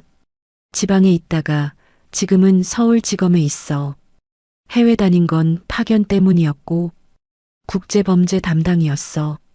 위험한 사건도 많이 맡았어. 수연은 말문이 막혔습니다. 오빠가 검사라고요? 왜 몰랐지? 왜 아무도 말해주지 않았지? 머릿속이 복잡해졌어요. 왜 말 안 했어요? 엄마도 나한테 왜 안 알려줬어? 민준이가 말하지 말라고 했어. 자기 일에 가족이 엮이는 거 싫다고. 위험한 사건도 맡으니까. 가족이 알면 걱정할까봐. 그리고 혹시나 가족한테 해가 갈까봐. 엄마는 창밖을 바라보며 말했습니다. 그 애가 원래 그래. 가족한테 차갑게 굴지만 속은 안 그래. 표현을 못하는 거야. 어릴 때부터 그랬어. 말수가 적고 속마음을 안 드러내는 애였어. 근데 나는 알아. 그의 마음이 따뜻하다는 거. 수연은 엄마의 말을 곱씹었습니다. 오빠가 검사라니. 그리고 일부러 거리를 둔 거라니. 갑자기 오빠에 대한 생각이 달라졌어요. 무심해서 그런 게 아니라 일부러 멀리한 거였다니. 그래도 서운함이 완전히 사라지지는 않았습니다. 엄마가 민준이한테 다 얘기했어. 엄마가 말했습니다. 내 상황도 시댁 문제도 엄마 병도 다 말했어. 시어머니가 어떤 사람인지 너한테 뭘 했는지 하나도 빠뜨리지 않고 다 말했어. 멍든 사진도 보내줬어. 수연은 놀라서 엄마를 바라봤습니다. 왜요? 오빠한테 왜 그런 얘기를요? 민준이가 널 지켜줄 거야. 엄마의 목소리는 확신에 차 있었습니다. 엄마가 떠나면 내 편이 될 사람이 필요해. 민준이밖에 없어. 그 애가 검사니까 시댁에서 함부로 못할 거야. 법을 아는 사람이 옆에 있으면 달라. 수연은 믿기 어려웠습니다. 평생 차갑기만 했던 오빠가 자신의 편이 될 거라고요? 결혼도 안 좋았다. 버텨라. 그렇게 말하던 오빠가요? 오빠가 뭐래요? 수연이 물었습니다. 엄마는 희미하게 미소 지었어요. 오랜만에 보는 미소였습니다. 알겠다고 했어. 동생 걱정 말라고. 자기가 다 알아서 하겠다고. 전화하면서 목소리가 떨리더라. 그 애도 마음이 아픈 거야. 수연은 아무 말도 할 수 없었습니다. 가슴속에서 무언가가 요동치는 느낌이었어요. 혼란스러웠습니다. 믿어야 할지 말아야 할지 모르겠었어요. 엄마가 서류 봉투를 다시 정리하며 말했습니다. 이 서류들 민준이한테도 복사본 보내놨어. 아파트 정보, 통장, 보험 다 알려줬어. 시어머니가 노리는 것도 다 말해줬고. 왜요? 시댁에서 뭔 짓을 할지 모르니까. 민준이가 알아야 막을 수 있어. 시어머니가 아무리 발악해도 민준이 앞에서는 못 당해. 엄마는 모든 걸 준비하고 있었습니다. 법적으로 변호사를 선임하거나 한 건 아니었어요. 돈이 많지 않으니까요. 하지만 오빠에게 모든 정보를 넘겨두었습니다. 검사인 오빠가 곧 칼이자 방패가 될 거라고 믿는 것 같았어요. 엄마는 자신이 떠난 후의 일까지 생각하고 있었습니다. 수연은 그날 밤 잠을 이룰 수 없었습니다. 오빠에 대한 감정이 복잡했어요. 원망도 있었고 서운함도 있었습니다. 30년 가까이 쌓인 감정이었으니까요. 하지만 동시에 작은 희망 같은 것도 생겼어요. 정말 오빠가 도와줄까? 이 지옥에서 벗어날 수 있을까? 엄마는 이미 떠날 준비를 하고 있었습니다. 그리고 딸을 위한 마지막 선물을 남기려 하고 있었어요. 아파트, 통장, 보험, 그리고 그 모든 것을 지켜줄 사람. 오빠 민준이었습니다. 새벽녘이었어요. 수연은 엄마 옆에서 잠들어 있었습니다. 아이를 낳은 지 한 달쯤 지난 때였죠. 출산은 친정에서 했어요. 가까운 병원에서 아이를 낳고 바로 엄마에게 돌아왔습니다. 시댁으로 돌아갈 수 없었어요. 엄마 곁에 있어야 했으니까요. 엄마의 남은 시간이 얼마 없다는 걸 알았습니다. 출산 후에도 시어머니에게서 연락이 왔어요. 애 낳았으면 이리 와. 우리 손자잖아. 하지만 수연은 가지 않았습니다. 엄마 곁을 떠날 수 없었어요. 동혁도 몇 번 전화했지만 수연은 짧게 대답하고 끊었습니다. 지금은 엄마가 우선이었어요. 그날 새벽 수연은 이상한 기분에 눈을 떴습니다. 방 안이 너무 조용했어요. 평소에는 엄마의 가느다란 숨소리가 들렸는데 그날은 아무 소리도 나지 않았습니다. 시계 초침 소리만 또각또각 울렸어요. 수연은 벌떡 일어나 엄마에게 다가갔어요. 심장이 쿵쿵 뛰었습니다. 제발, 제발. 속으로 기도하면서요. 엄마의 얼굴은 평화로웠습니다. 마치 편안히 잠든 것처럼요. 주름진 얼굴이 고요했어요. 그동안 아프느라 찡그렸던 미간이 펴져 있었습니다. 입가에는 희미한 미소 같은 게 남아 있었어요. 하지만 숨을 쉬지 않았습니다. 수연은 엄마의 손을 잡았어요. 차가웠습니다. 이미 체온이 빠져나간 뒤였어요. 손가락이 뻣뻣했습니다. 수연은 그 손을 꼭 쥐었습니다. 놓으면 안 될 것 같았어요. 놓으면 엄마가 정말 가버린 것 같았습니다. 엄마, 엄마. 수연이 울부짖었습니다. 하지만 대답이 없었어요. 영원히 없을 거였습니다. 수연은 엄마의 가슴에 얼굴을 묻고 울었습니다. 목이 터져라 울었어요. 온몸이 떨렸습니다. 세상에서 가장 소중한 사람이 떠났습니다. 옆방에서 아기 울음소리가 들렸어요. 수연의 울음소리에 아기가 깬 거였습니다. 하지만 수연은 일어날 수가 없었어요. 엄마 곁을 떠날 수가 없었습니다. 장례는 조용히 치러졌습니다. 작은 장례식장이었어요. 화려하지 않았습니다. 엄마의 지인 몇 명, 동네 이웃 몇 명이 조문을 왔어요. 꽃다발을 놓고 향을 피우고 수연에게 위로의 말을 건넸습니다. 좋은 분이셨는데 너무 일찍 가셨네. 힘내세요. 하지만 그 말들이 귀에 들어오지 않았어요. 수연은 상주로서 빈소를 지켰습니다. 아기는 이웃집 아주머니에게 잠시 맡겼어요. 젖을 짜서 맡기고 빈소로 돌아왔습니다. 온종일 울다가 멍하니 앉아 있다가를 반복했어요. 밥도 먹지 못했습니다. 물만 조금 마셨어요. 거울에 비친 자신의 얼굴이 낯설었습니다. 눈이 퉁퉁 붓고 얼굴이 창백했어요. 머리카락은 헝클어져 있었고 검은 상복이 축 처져 있었습니다. 시댁 식구들도 왔습니다. 둘째 날 오후였어요. 시어머니, 시아버지, 남편 동혁, 셋이 함께 나타났습니다. 검은 옷을 입고 근엄한 표정이었어요. 마치 의무적으로 온 것 같은 모습이었죠. 형식적인 조문이었습니다. 향을 피우고 절을 하고 일어났어요. 시어머니가 수연에게 다가왔습니다. 힘들겠다. 장례 치르느라. 목소리는 위로하는 듯 했지만 눈빛은 차가웠어요. 진심이 담겨 있지 않았습니다. 수연은 고개만 숙였습니다. 아무 말도 하고 싶지 않았어요. 이 사람들과 대화하는 것조차 힘들었습니다. 엄마 영정 앞에서 저 사람들을 보니까 역겨웠어요.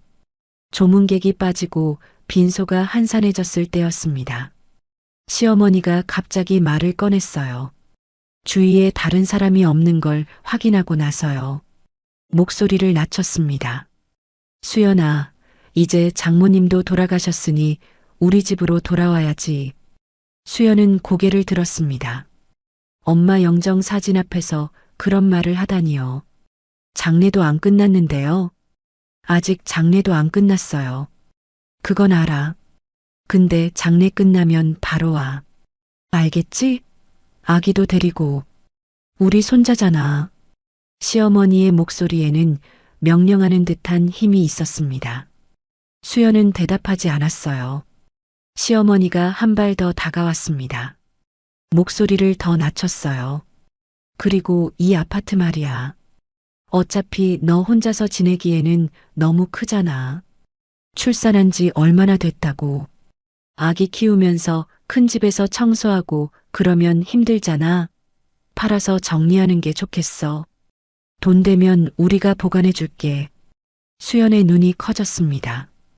엄마가 돌아가신 지 이틀도 안 됐는데 벌써 아파트 이야기를요?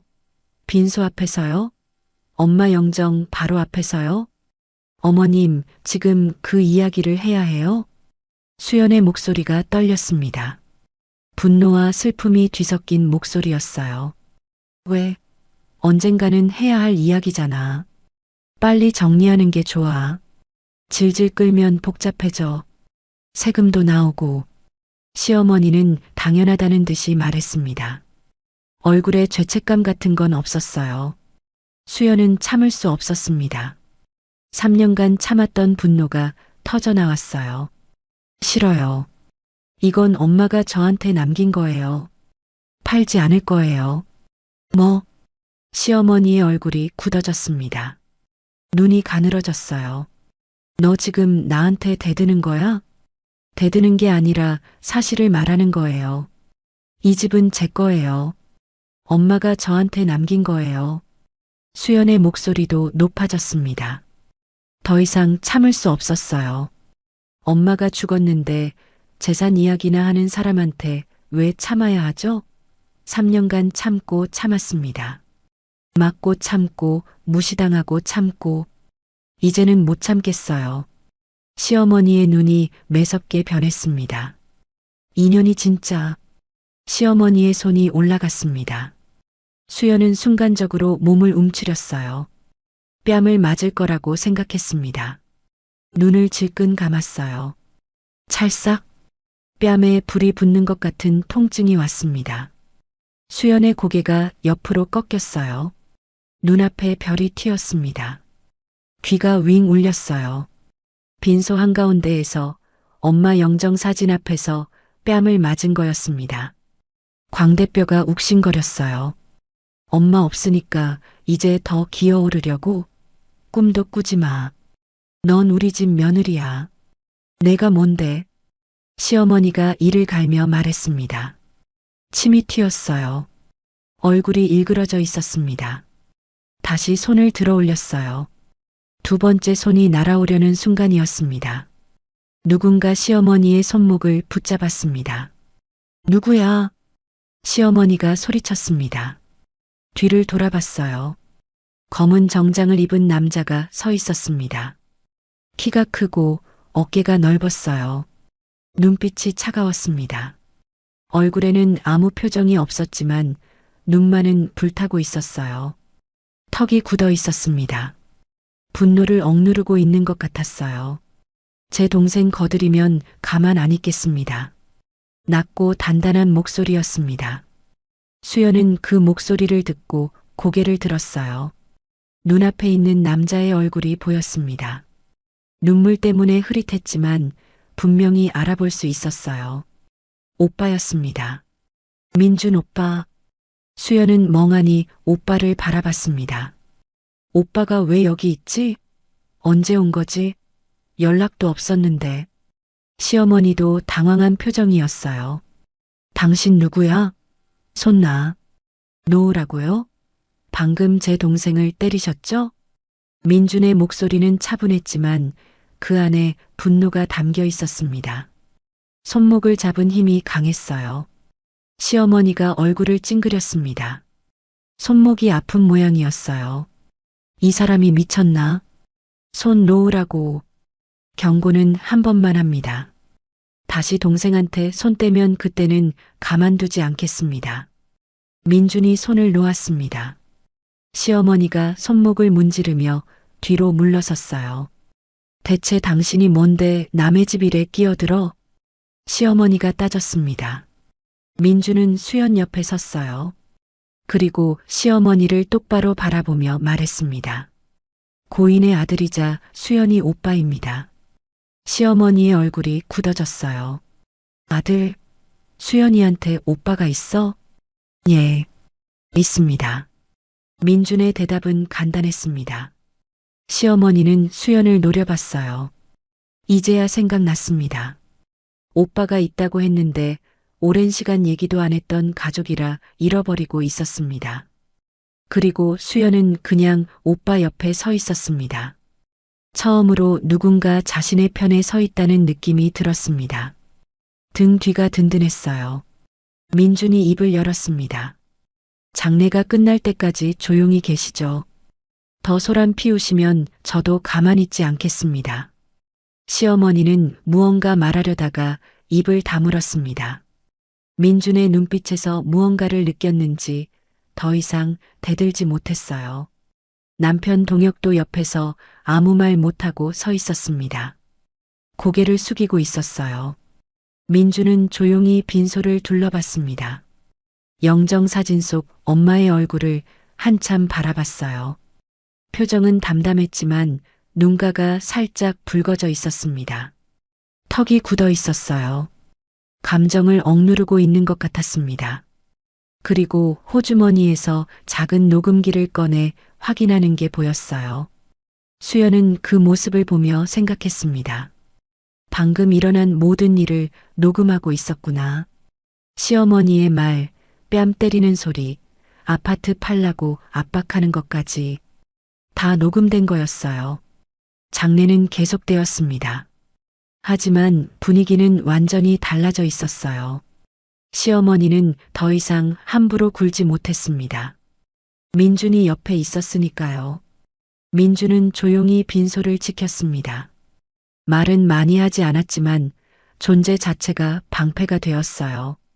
수연은 난생 처음으로 오빠가 든든하게 느껴졌습니다. 장례 3일째 모든 절차가 끝났습니다. 마지막 조문객이 돌아가고 빈소에는 수연과 민준 그리고 시댁 식구들만 남았어요. 장례식장 직원들이 정리를 하고 있었고 꽃들은 시들어가고 있었습니다. 향 연기만 희미하게 남아 있었어요. 엄마의 영정사진이 수연을 바라보고 있었습니다. 수연은 지쳐서 의자에 주저앉아 있었습니다. 사흘 동안 거의 잠을 못 잤어요. 울다 지치고 멍하니 있다가 또 울고 그 반복이었습니다. 온몸에 힘이 없었어요. 눈은 퉁퉁 부어 있었고 목소리도 거의 나오지 않았습니다. 아기한테 젖을 먹이느라 빈소와 이웃집을 오가기도 했어요. 몸도 마음도 만신창이었습니다. 시어머니가 먼저 입을 열었습니다. 이제 장례도 끝났으니까 집으로 가자. 빨리 정리하고. 여전히 명령하는 말투였어요. 하지만 예전처럼 기세등등하지는 않았습니다. 민준이 옆에 있었으니까요. 목소리가 조금 작아져 있었어요. 민준을 힐끗힐끗 쳐다봤습니다. 수연이 대답하기 전에 민준이 앞으로 나섰습니다. 동생은 시댁으로 안 갑니다. 시어머니의 눈이 커졌어요. 뭐라고? 제가 데려갈 겁니다. 동생이랑 아이는 제가 돌보겠습니다. 민준의 목소리는 담담했습니다. 하지만 그 안에는 거부할 수 없는 힘이 있었어요. 협상의 여지가 없는 말투였습니다. 시어머니가 버럭 소리쳤습니다. 당신이 뭔데 우리 며느리를 데려가? 당신이 무슨 권리로? 아이는 우리 집안 핏줄이야. 권리요? 민준이 한 발 앞으로 다가갔습니다. 시어머니보다 머리 하나는 더 컸어요. 시어머니가 살짝 뒤로 물러섰습니다. 본능적으로 위압감을 느낀 것 같았어요. 제가 누군지 아직 제대로 말씀 안 드렸죠. 민준이 양복 안주머니에서 무언가를 꺼냈습니다. 작은 수첩 같은 거였어요. 펼쳐서 시어머니 앞에 내밀었습니다. 서울중앙지검 검사 한민준입니다. 시어머니의 얼굴이 하얗게 질렸습니다. 순간 정적이 흘렀어요. 시간이 멈춘 것 같았습니다. 옆에 있던 동혁도 굳어버렸어요. 시아버지도 눈을 크게 떴습니다. 아무도 말을 하지 못했어요. 검사? 시어머니의 목소리가 갈라졌습니다. 예, 검사입니다. 현직 검사요. 서울중앙지검 소속입니다. 민주는 신분증을 접어 다시 넣었습니다.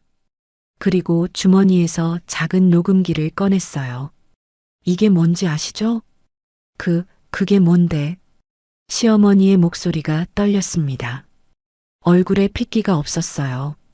손도 떨리고 있었습니다.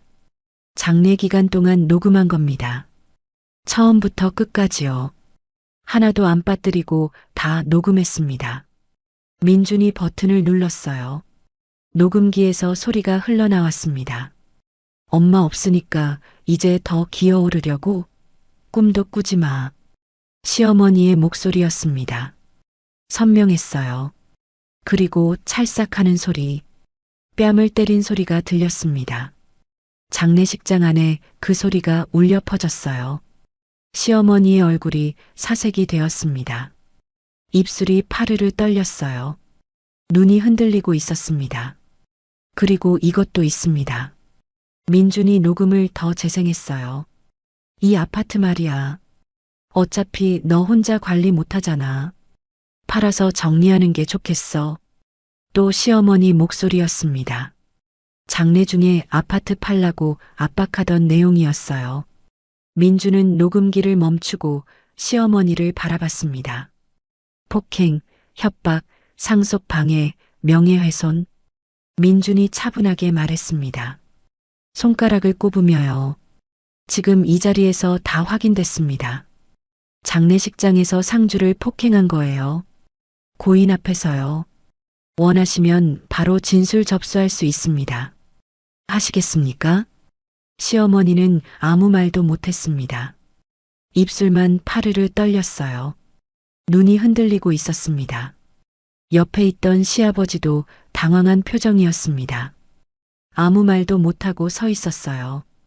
동혁이 나섰습니다. 저기요. 이건 가족 간의 일인데 이렇게까지 할 필요가. 가족이요? 민준이 동혁을 바라봤습니다. 눈빛이 차가웠어요. 동혁이 움찔했습니다. 아내가 맞는 걸 보고도 말리지 않은 사람이 가족이라고? 동혁이 입을 다물었어요. 임신한 아내가 시어머니한테 폭행당하는 동안 뭐 했습니까? 아내가 도망쳐 나왔을 때 뭐라고 했습니까? 민준의 목소리가 점점 낮아졌습니다. 하지만 그 낮은 목소리가 더 무서웠어요. 나가면 아이도 안 도와주겠다고 협박했죠? 그것도 다 알고 있습니다. 제 동생한테 들었어요. 녹음은 없지만 증인은 있습니다. 동혁의 얼굴이 창백해졌습니다. 아무 말도 못하고 서 있었어요. 고개를 숙였습니다. 변명할 말이 없는 거였어요. 민준이 시어머니를 다시 바라봤습니다. 오늘은 장례니까 여기서 끝내겠습니다. 어머니 떠나신 날이니까요. 빈소에서 이러고 싶지 않았습니다. 하지만 경고는 드리죠. 민준이 한 발 더 다가갔어요. 목소리가 더 낮아졌습니다. 앞으로 제 동생한테 접근하지 마세요. 전화하지 마세요. 찾아오지 마세요. 아이한테도 접근 금지입니다. 제3자를 통한 연락도 하지 마세요. 뭔 소리야? 우리 며느리인데 접근을 왜 못해? 아이는 우리 손자야. 시어머니가 반발했습니다. 하지만 목소리에 힘이 없었어요. 위반하시면 그때는 진짜로 고소합니다. 접근금지 명령도 신청할 겁니다. 법정에서 뵙고 싶으시면 그렇게 하세요. 시어머니는 입을 다물었어요.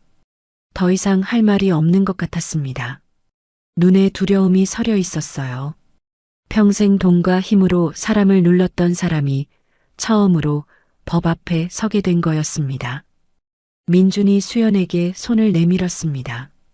가자. 여기 있을 필요 없어. 수연은 오빠의 손을 잡았어요.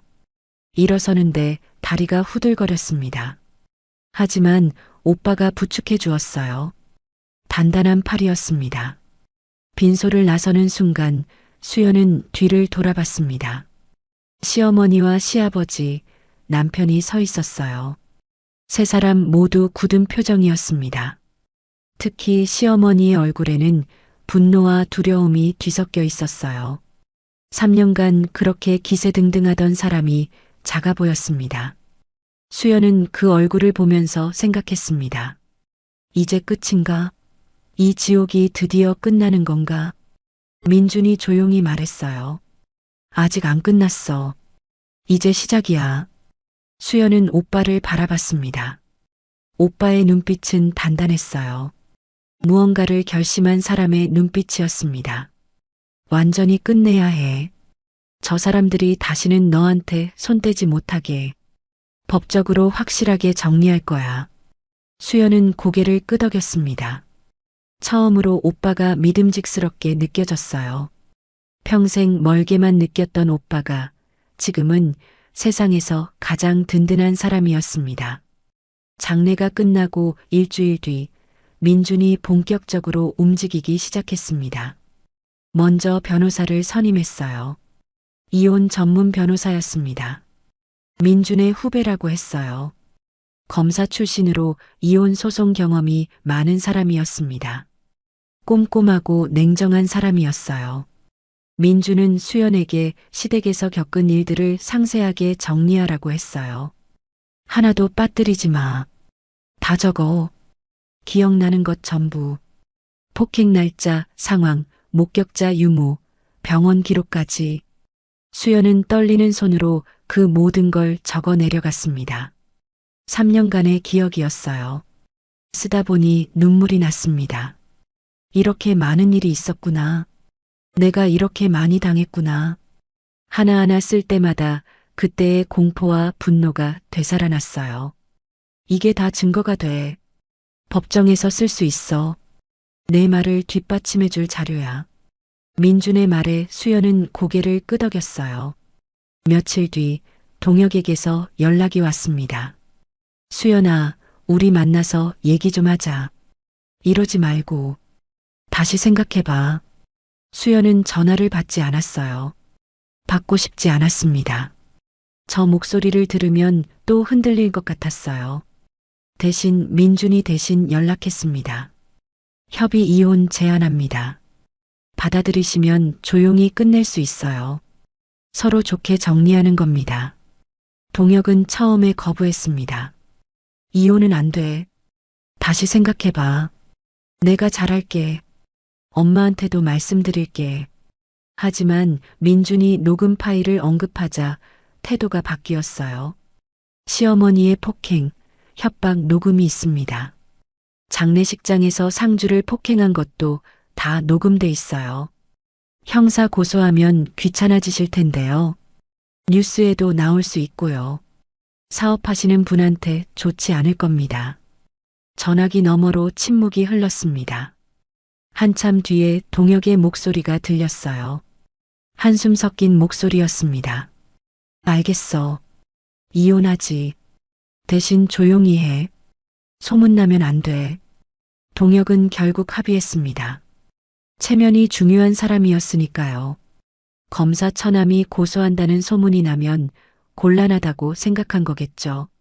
사업하는 사람한테 그런 소문은 치명적이니까요. 이혼 절차가 시작되었습니다. 수연은 양육권을 받았어요. 아이는 수연이 키우기로 했습니다. 동혁은 양육권을 포기했어요. 아이에 대한 애정이 없었던 건지 아니면 귀찮았던 건지 모르겠습니다. 어쨌든 수연에게는 다행이었어요. 아이를 빼앗길까봐 가장 걱정했거든요. 재산 분할에서도 수연에게 유리하게 정리되었습니다. 결혼 기간 동안 수연이 기여한 부분, 그리고 폭행에 대한 위자료까지 변호사가 꼼꼼하게 챙겨줬어요. 시어머니가 노렸던 친정 아파트는 당연히 수연 것이었습니다. 손댈 수 없었어요. 엄마가 남긴 유산은 온전히 수연의 것이었습니다. 시어머니는 끝까지 발악했습니다. 그 녹음 삭제해. 안 그러면 가만 안 둬. 변호사를 통해 협박 같은 말을 전해왔어요. 민준에게 직접 전화하기도 했습니다. 당신이 뭔데 우리 집안일에 끼어들어?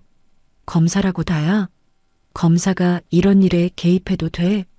하지만 민준은 흔들리지 않았습니다. 삭제할 생각 없습니다. 오히려 접근금지 가처분 신청하겠습니다.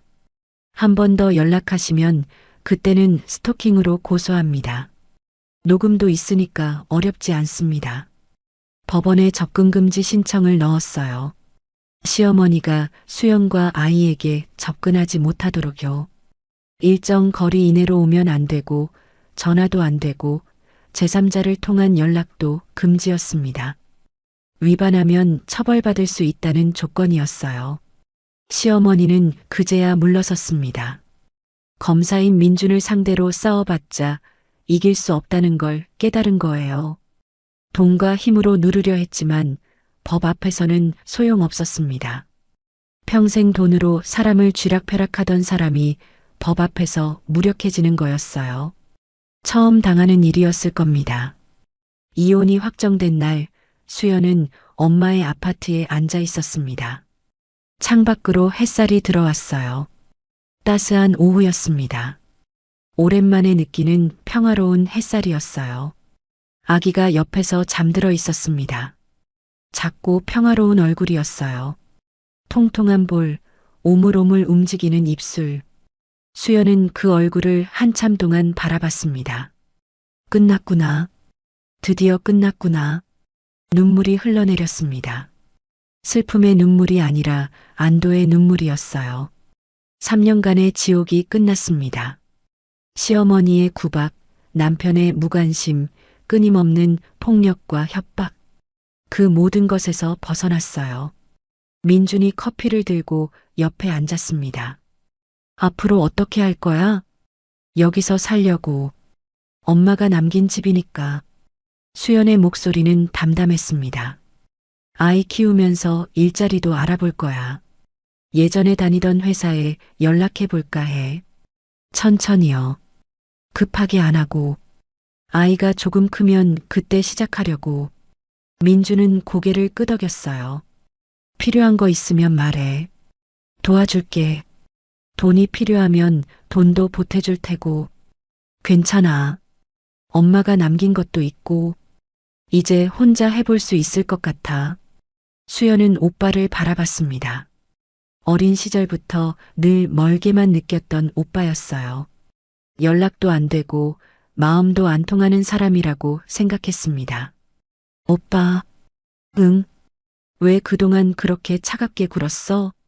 수연이 오랫동안 품었던 질문을 꺼냈습니다. 민주는 잠시 침묵했어요. 커피잔을 내려놓았습니다. 창밖을 바라보다가 천천히 입을 열었습니다. 나도 잘 몰라. 표현하는 게 서툴러서 그랬나 봐. 가족한테 약한 모습 보이기 싫었던 것도 있고, 일이 워낙 바빠서 핑계를 댔던 것도 있고, 결혼할 때도 축하한다 한마디뿐이었잖아. 결혼식에도 안 왔고, 미안해. 민준의 목소리가 낮아졌어요. 그때 내가 맡은 사건이 있었어. 큰 사건이었어. 정말 바빠서 시간을 못 냈어. 그래도 핑계지. 동생 결혼식인데 못 간 건 내 잘못이야. 변명의 여지가 없어. 수연은 아무 말도 하지 않았습니다. 원망하려던 마음이 조금 누그러졌어요. 그리고 내가 힘들다고 했을 때도 민준이 말을 이었습니다. 버텨야 한다고 했지. 그것도 미안해. 상황을 몰랐어. 얼마나 힘든지. 전화로 짧게 듣고 그냥 그런가 보다 했어. 다들 결혼하면 힘든 거 아닌가. 그렇게 가볍게 생각했어. 엄마한테 다 들었어? 응. 엄마가 전화해서 다 말해줬어. 그때 알았어. 내가 얼마나 무심했는지. 동생이 얼마나 힘들었는지. 사진도 봤어. 멍든 거. 그거 보고 미칠 것 같았어. 민준의 눈가가 살짝 붉어졌어요. 수연은 처음 보는 모습이었습니다. 늘 무표정하고 차갑기만 하던 오빠가 감정을 드러내는 건요. 엄마가 마지막에 나한테 부탁했어. 동생 좀 지켜달라고. 민준의 목소리가 떨렸습니다. 그래서 왔어. 늦었지만 이제라도 동생 편이 되려고. 엄마 약속 지키려고. 수연의 눈에서 눈물이 흘러내렸어요. 안 늦었어. 가장 중요한 순간에 와줬잖아. 수연이 웃으며 말했습니다. 눈물 젖은 얼굴로요. 장례식장에서 시어머니 손목 잡았을 때 얼마나 든든하던지. 오빠가 천군만마 같았어. 3년 동안 아무도 내 편이 없었거든. 그때 처음으로 누가 내 편이구나 느꼈어. 민준도 희미하게 웃었어요. 어색한 웃음이었지만 진심이 담긴 웃음이었습니다. 앞으로는 자주 연락해. 멀리 있어도 내가 내 편이니까. 힘든 일 있으면 바로 말하고. 혼자 참지 마. 수연은 고개를 끄덕였습니다. 창밖으로 해가 지고 있었어요. 붉은 노을이 하늘을 물들이고 있었습니다. 엄마가 떠난 슬픔은 여전히 가슴 한쪽에 남아 있었어요. 평생 그리울 거였습니다. 하지만 이제는 앞으로 나아갈 수 있을 것 같았습니다. 수연은 잠든 아이를 내려다봤습니다. 이 아이를 위해 살아야 해. 엄마가 나를 지켜준 것처럼 나도 이 아이를 지켜야 해. 이 아이에게는 좋은 엄마가 되어야지. 엄마가 나한테 그랬던 것처럼. 그리고 엄마가 남긴 마지막 선물이 떠올랐습니다. 이 집. 그리고 오빠. 수연은 속으로 중얼거렸어요. 어릴 때는 오빠가 늘 멀리 있어서 서운했는데 결국 가장 중요한 순간에 오빠는 한 번도 물러서지 않았다. 이제는 나랑 우리 아이부터 지키며 살아야지. 엄마가 그랬던 것처럼 새로운 삶이 시작되고 있었습니다. 지옥 같은 시간이 지나고 드디어 빛이 보이기 시작했어요.